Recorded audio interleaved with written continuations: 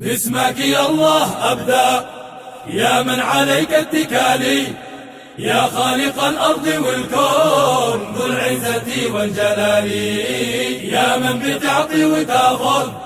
والأمر بيدك موالي، أرجوك بعطفك ولطفك ترحم لنا الشيخ خالي. باسمك يا الله أبدأ،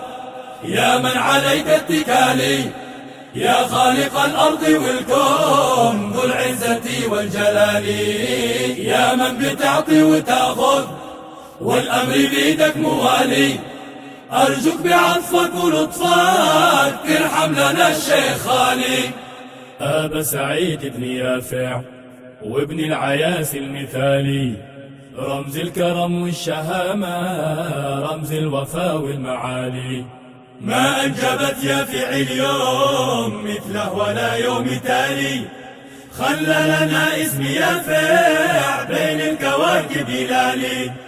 ذاك الفريد المميز بين البشر شيء خيالي، بجود 60 عاما نجم طلع للعلالي، من وسط أم البنادر عدم بالسنين الخوالي، لأم القرى والمدائن مكة بها الرزق حالي، مال صنوف التجارة بحس أستاذ مالي،